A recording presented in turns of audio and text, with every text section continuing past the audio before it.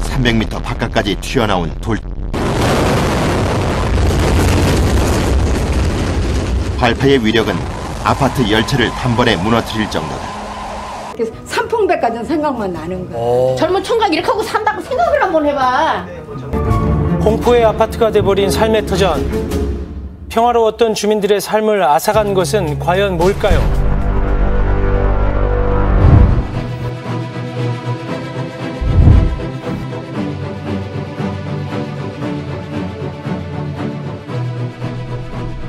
국토부와 거제시에서는 남부내륙고속철도 거제 역사 위치를 상동으로 하는 우선안을 결정하였다고 하는데요. 과연 상동역으로 역사가 들어서게 된다면 어떤 일이 생기게 될까요? 지난 2020년 12월 28일 국토교통부의 공람한 전략환경영향평가서에 따르면 거제면을 관통해서 계룡산과 선자산을 뚫고 나와 거제센트럴 푸르지오 아파트와 덕산 베스트타운 3차 아파트 지하로 지나가게 됩니다. 그리고 터널을 통과하여 나오면 신우스위트빌 2차 아파트를 바로 옆으로 지나가게 되며 약 100m 옆으로 삼룡초등학교를 지나가게 됩니다.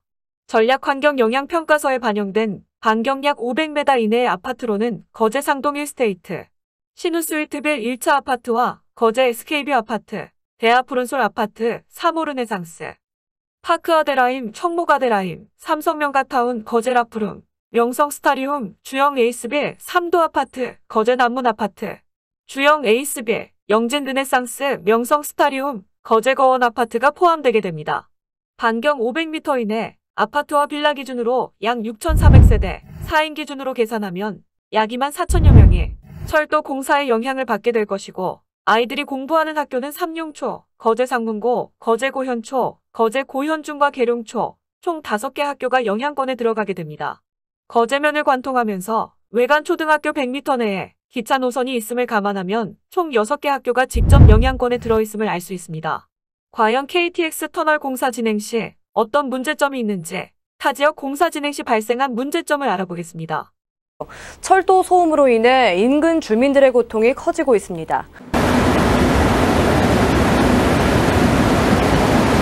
열차의 실외기와 공회전 시 발생하는 소음, 길게는 20분 가까이 계속됐습니다.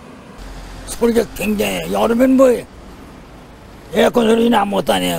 아마 10배 될 거예요, 에어컨 소리. 그 창문 못 열다시피하죠. 뭐. 최근 5년간 제기된 철도 소음 민원은 모두 1,743건. 하지만 이 중 약 80%가 기준치 이내 등의 이유로 받아들여지지 않았습니다. 비현실적인 기준의 법 테두리로 인해 정작 주민들이 받는 고통은 커지고 있습니다. 터널 위로 아파트가 자리 잡고 있는데요. 아파트 25m 아래에 터널 출입구가 생기게 된 것입니다. 갑자기 아파트 아래로 터널이 지나가게 된 지역 주민들의 반발이 높아지고 있습니다. 아파트 지하에서 불과 25m 아래로 터널이 지나가게 되는 것입니다. 주민들은 터널 공사로 집안 균열과 진동 피해, 아파트 붕괴까지 우려되는 등 안전을 보장할 수 없다고 주장합니다. 저 불안을 살겠어 생각하면서. 여기서 이렇게 해보면은 이거는 그대로 넘어진다고 봐야지. 터널이 들어갔는데 여기서 온전하겠냐 그 말이에요 지금. 주민들은 불안감을 호소하며 부산시에서 공사를 중단하거나 아파트를 매입해줄 것을 촉구하고 있습니다. 불안해서 정말 살기가 싫어요. 이보다 살기 좋은 곳은 없었답니다. 그런데 집이 기울어지면서 모든 걸 잃게 되었습니다. 그냥 굴러가는 거예요? 건물의 기울기가 2급으로 나와 있습니다. 기준치 이상으로 넘어졌다는 거죠.